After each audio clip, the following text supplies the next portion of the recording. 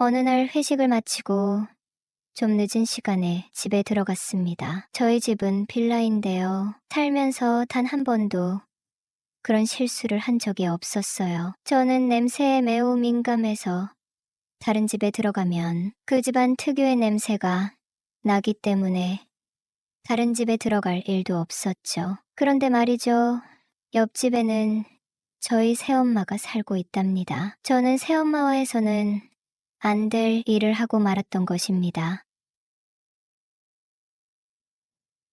저는 수도권에 살고 있는 30대 중반의 가장이고요. 아이는 아직 없어요. 결혼한 지 2년 되었는데 회사도 열심히 다니고 신혼을 즐기다가 1년 정도 후에 아이를 가질 생각이에요. 아내는 그날 마침 워크숍에 간다고 해서 집에 없었고요. 아빠는 형제분들과 벌초하러 고향에 내려가신 상태였어요. 제가 고등학생 때 아빠가 재혼하셨습니다. 친엄마는 제가 중학생일 때 계모임에서 외국에 여행 가셨다가 불의의 사고로 돌아가셨고요. 외아들인 저를 혼자 키우느라 아빠가 고생 많이 하셨어요. 사실 엄마가 여행을 가시는데 아빠가 무척 반대했거든요. 제 시험 기간이기도 했고 가족 여행을 가야지 무슨 계모임이냐고 싫은 소리를 했거든요. 하지만 엄마는 매달 돈을 냈고 아들을 중학생 정도 키웠으면 자유시간을 만끽할 권리가 있는 거 아니냐며 여행을 강행하셨습니다. 엄마는 저를 끔찍이 사랑하셨어요. 여행 가기 전에 많은 음식을 준비해 두셨지만 한참 크는 나이에 배고프면 안 된다며 용돈도 두둑히 주고 가셨어요. 그리고 웬일로 편지도 다 쓰셨어요. 사랑해, 아들, 엄마 없어도 아빠랑 밥 잘 차려 먹고 학교 잘 갔다 와. 엄마가 신경 써주고 싶은데 알아서 공부 잘하니 시험도 잘 볼 수 있을 거야. 아들 사랑해.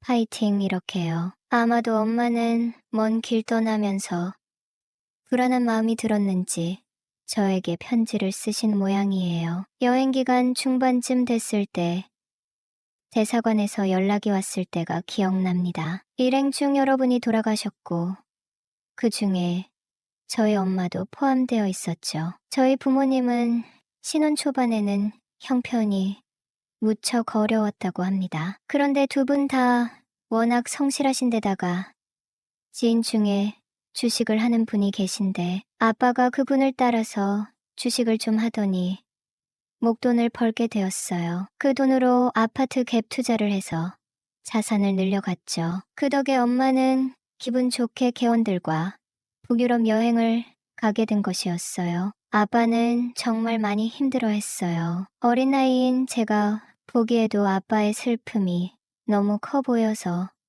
엄마를 여인 티를 내지 못할 정도였으니까요. 집 근처에 사는 작은 어머니가 가끔 반찬을 해다 주시기도 했고 양가 친척들의 도움을 받아 다시 기운을 차리기 시작했어요. 그렇게 지내다 보니 어느덧 중학교 3학년 2학기 때 학군지로 이사를 가자고 하셨어요. 공부를 잘하는 제가 공부할 환경을 마련해주고 싶다고 하시면서요. 원래 더 빨리 이사를 갔어야 하는데 아빠나 저나 엄마의 부재로 뭘 판단하고 결정할 여력이 없었습니다. 저는 학생의 본분을 다하고 아빠는 사업을 하는데 매진했기 때문에 제 공부 때문에 학군지로 이사 간다는 건 생각도 못했어요. 아무튼 그렇게 이사를 갔고 그곳 생활에 적응하느라 스트레스를 받았어요. 그런데 다행히도 부모님의 좋은 유전자를 물려받은 덕에 저는 경쟁이 심한 그 동네에서도 공부를 잘 할 수 있었습니다. 레벨 테스트를 통과하며 반을 옮기는 그 짜릿함은 말로 표현할 수 없었어요. 열심히 공부한 덕분에 명문대학에 입학하게 되었고 아빠는 이제 사귀는 여성을 소개하겠다고 하시더군요. 저는 깜짝 놀라며 아빠한테 애인이 있었냐고 물으니 웃으며 응, 내가 마음 잡고 공부 잘하는 모습 보고 지인 소개로 만났어 라고 하시더라고요. 제가 20살 때 저희 아빠는 40대 중반이었고 새엄마는 30대 중반이었어요. 아빠와 10살 정도 나이 차이가 나는데 짧은 결혼 생활을 마무리하고 쭉 혼자 사셨다고 하더라고요. 프리랜서로 일하고 계시다고 했고 아이는 생기면 낳고 안 생기면 굳이 노력하지 않겠다고 하시더라고요. 새로운 가정을 꾸린 아빠는 나름 엄마에 대한 추모 기간 3년을 보내고 새엄마를 만났다고 하더라고요. 새엄마는 무척 조용한 성격이었고 저에게 친절했어요. 남자 둘이 사는 집에 들어와 집안 분위기를 밝게 만들어 주셨고 요리를 좋아해서 맛있고 영양가 높은 음식을 잘 만들어 주셨어요. 그때 우리는 단독주택에서 살았는데요. 대형마트에서 큰 파라솔과 숯불구이 도구, 그늘막 텐트를 사다가 마당에서 직화구이를 해 먹기도 했어요. 새엄마의 부모님도 초대해서 즐거운 시간을 보내기도 했습니다. 새로 시작한 가정인데 다른 가정처럼 편안하고 소탈한 일상을 보냈어요. 친엄마에 대한 추억이 많지만 새엄마에 대한 정도 깊어져 갔어요. 새엄마도 능력이 있었고 더 늦기 전에 재혼하라는 주변의 권유로 아빠를 만났고 젠틀하고 성실한 모습에 반했다고 하니 나름 서로에게 괜찮은 상대를 만난 듯 했습니다. 대학생이 된 후 아빠가 바캉스를 같이 가자고 하더군요. 저는 아빠께 신혼인데 두 분이 놀러 다니시지 왜 저를 데리고 가려고 하세요? 하고 물었는데 새엄마가 다 너를 위해서 기획한 여행이야 라고 하시더라고요. 새엄마의 따뜻한 마음이 느껴져서 그 여행지에서 재밌게 놀다 온 기억이 있네요. 새엄마는 성인 자식이 생겨서 너무 좋다며 지인들에게 제 사진을 보여줬다고 하더라고요. 호남형이고 건강하게 생긴 아들을 둬서 부럽다는 얘기도 들었다면서 기뻐했고요. 흔히들 새엄마라고 하면 아빠가 계실 때만 저에게 친절을 베풀지 않냐고 묻는데 새엄마는 그렇지 않았어요. 길거리 지나가다가 누가 아들이랑 엄마랑 닮았네라고 하면 우리 둘은 환하게 미소를 짓곤 했답니다. 아빠는 정말 재혼을 잘한 것 같아요. 그래서 지인들에게 사람만 괜찮으면 나이가 좀 많더라도 남은 인생을 생각해서 재혼할 수 있으면 재혼하라고 추천하고 다닐 정도예요. 새엄마가 좋은 이유는 엄마, 길에 조용히 추모 시간을 준다는 것이었어요. 살짝 친정에 가서 1박하고 오기도 했어요. 새엄마가 있으면 전 부인의 사고에 대해 슬퍼하기 힘들잖아요. 아빠와 저는 납골당에 가서 엄마를 보고 오는 길에 엄마와 잘 먹었던 음식을 사 먹고 오곤 했어요. 여러분은 쏘리모의 영상을 재미있게 듣고 계십니다. 새엄마는 일단 얼굴이 참 작고 예뻤어요. 키가 168cm이고 좀 마른 편이었어요. 요리를 잘 해드시는데도 입이 짧아 그런지 살이 찌는 걸 싫어하는지 몰라도 늘 나른 체형을 유지하고 계셨어요. 음식 앞에서 물불 안 가리는 저와는 반대 성향이었죠. 새엄마는 아이가 안 생기는 것 같았습니다. 하지만 크게 신경 쓰지 않는 것 같았어요. 아빠와 골프 라운딩 다니면서 편안하게 지내셨어요. 주부로서 깐깐하고 꼼꼼하게 살림하는 스타일이었고요. 대학에 다니면서 첫 데이트를 했을 때 새엄마는 크게 기뻐하셨고 백화점에 데려가서 옷도 사주셨어요. 여자는 이런 스타일을 좋아하니 어떻게 하면 좋을 거다라고 조언해 주시기도 했고요. 여자친구를 집에 데리고 오라고 하기도 하셨습니다. 성인이 돼서 생긴 새엄마는 이렇게 제 마음을 편하게 해주셨고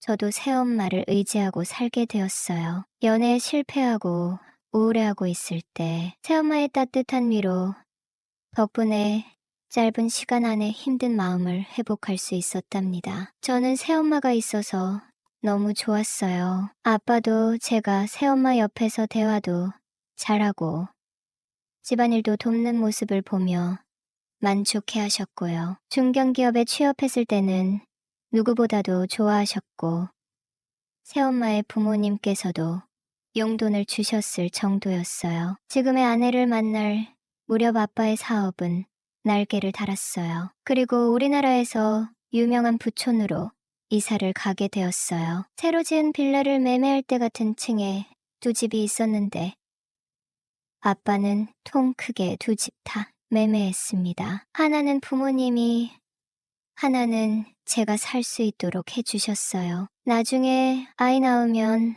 아이도 봐줄 생각이니 옆집에서 편하게 왕래하자고 하셨어요. 새엄마 성격에 시어머니 짓할 사람으로 보이진 않았거든요. 아내도 이렇게 좋은 빌라는 TV에서나 봤다며 시댁이 바로 옆집인 것에 대한 불만은 전혀 없었어요. 결혼 후에 사생활은 철저하게 보장됐어요. 새엄마가 귀찮게 찾아오는 일도 없었고요. 하지만 아빠는 연세가 있다 보니 도어락 비밀번호를 알려주셨어요. 하지만 부모님 댁에 가는 날은 미리 전화를 하거나 인터폰을 하고 갔답니다. 문제의 사건이 있었던 그날은 저도 기억이 잘 안 나요. 왜 부모님 집으로 들어갔는지요.